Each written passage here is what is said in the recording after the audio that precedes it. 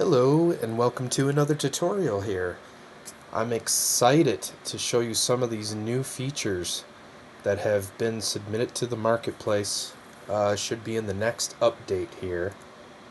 So let me show you some new features. There is a new thing that's called EMT Fields or EMT Influencer. What this does, let me just show you an example here. I'm just going to go under my character and I'm going to disconnect all of these other states here from the last tutorial.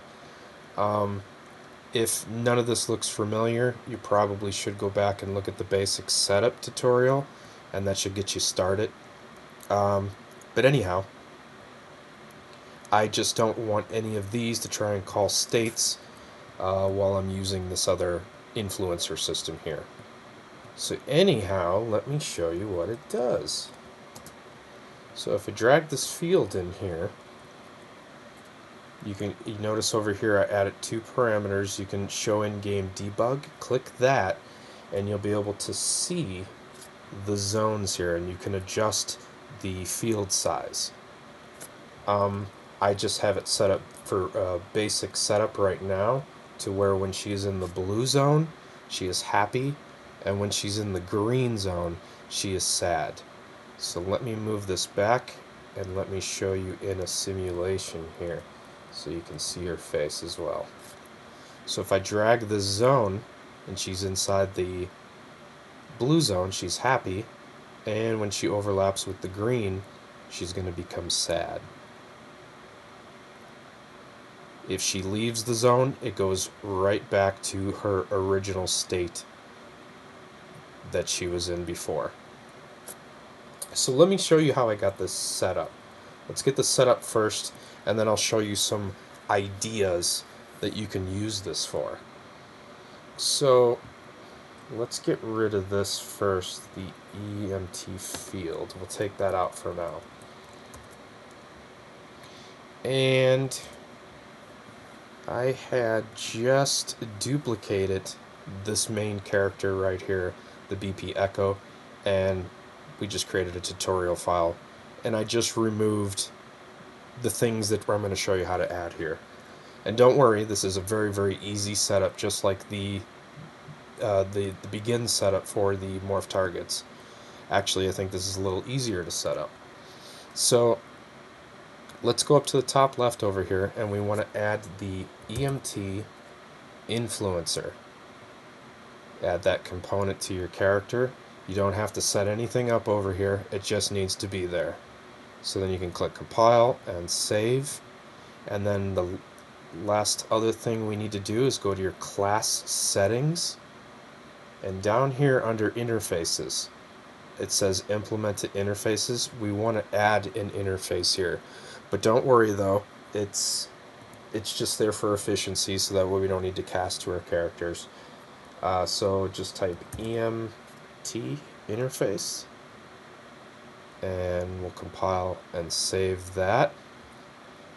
And last thing to set up down here under the interfaces, and this will make more sense once you see how this is set up on how to change the states and everything.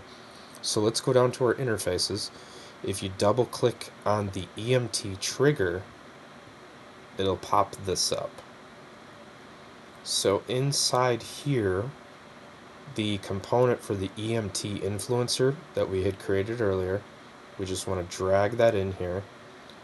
And if you drag out of here, just type EMT, you'll see it here at the top. It's the EMT Influencer.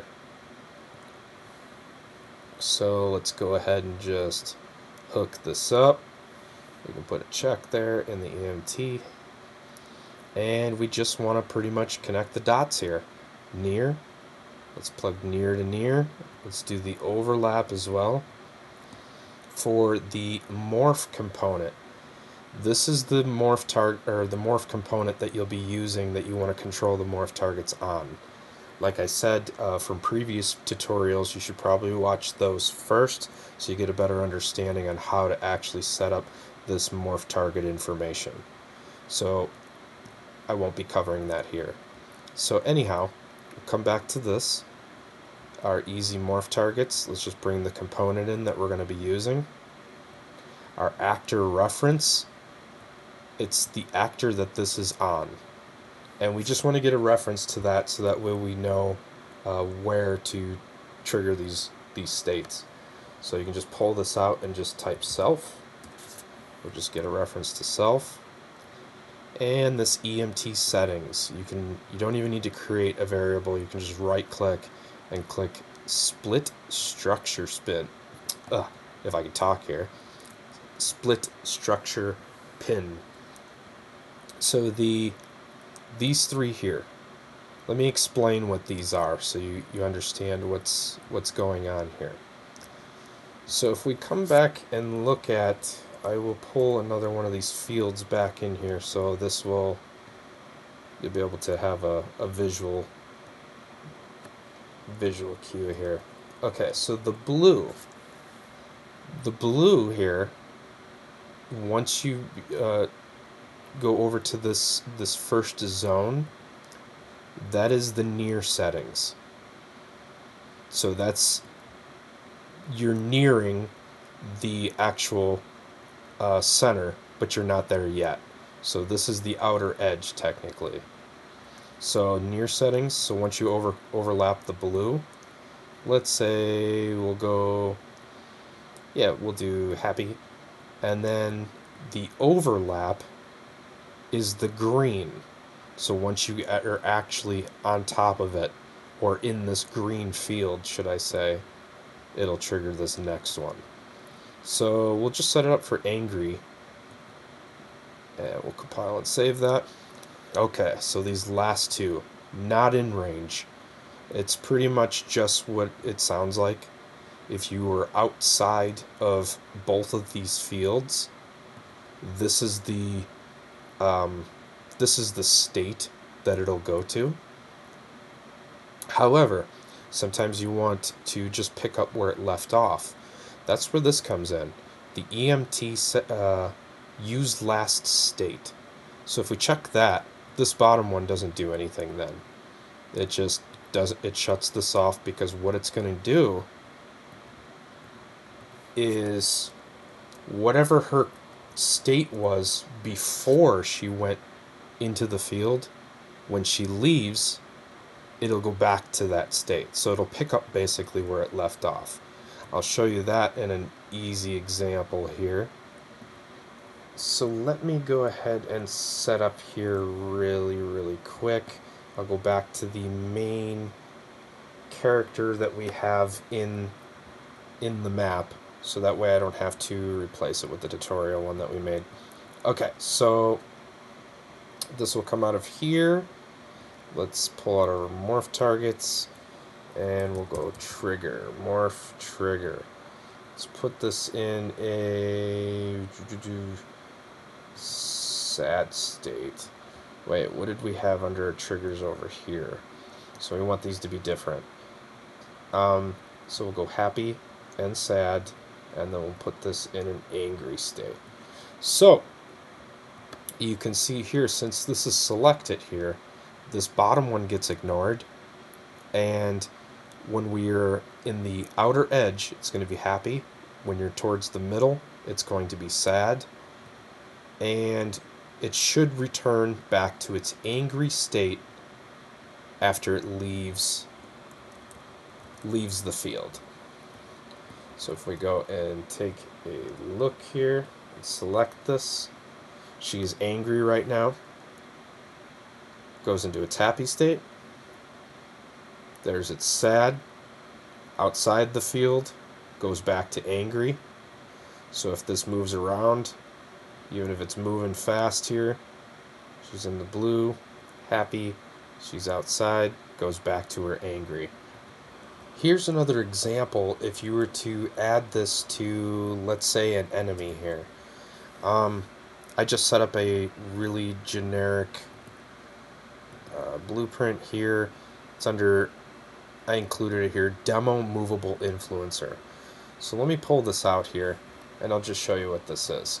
So you can see I've just made him move really slow here, and he's just moving towards the main character. But you can see if this was on an enemy, maybe you want it to where your character gets scared if they're close to some type of a creature. So we can see, yep, it just passed over. She went into her happy state. And then when he gets closer, it'll trigger into the other state that we had set up. Oh, now she's sad. She don't like that enemy. Looks like a piece of chalk. So some people are thinking, I want to upgrade, but I don't want to lose any of my trigger information, and I don't want to go through and set up all the morph target information again for your characters. So there's a much, much, much easier way on doing that. All you want to do is create a separate project, just create a blank project. And when you open this up, you'll see your easy morph targets, your blueprints. What you want to do is the project that you're going to be putting it in, you just want to make sure that this is laid out in the same file structure. So in this case, in my new project that I have here, it's easy morph targets, it's only under content. Over here, in my project that I want to put it, I had moved it. So I moved it to, I have it under my quests folder because that's where I want it for my game that I'm working on. So as long as these match, so in this case, we'll go back here. Let's create that folder, quests, and I'm just going to take this and I'm going to drag this over and put this all in the quests folder. The reason why this is important to do, because when you go to transfer or migrate any files from one project to the next, it'll take the same layout, the same file structure.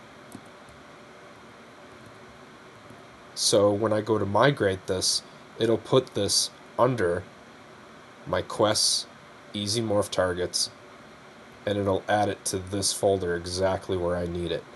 I had previously already done it, but these are the only 4 files that you need to migrate over. You can keep your easy morph structure, your easy morph targets, the blueprint class, and your easy morph triggers. These you don't need to transfer over because nothing is changed in these. It's just these extra 4 files that you're going to need. So when you go to migrate this, if you open this up, we can right click migrate, but we do not want to select the easy morph structure, targets, or triggers. The only thing we want is everything that's labeled EMT, and that is it.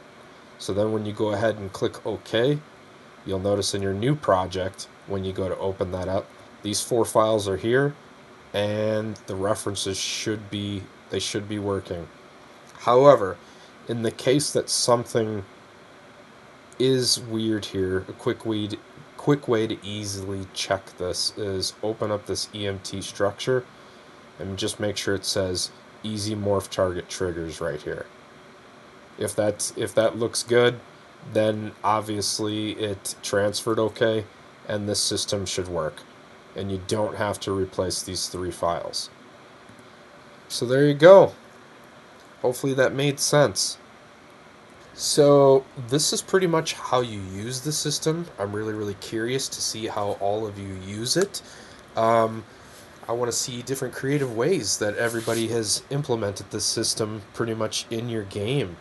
Yeah, leave something in the comments. Any ideas or anything that you want to see in future development for this? I have a bunch of other ideas as well. They'll be coming in future updates. But yeah, have fun with it and enjoy.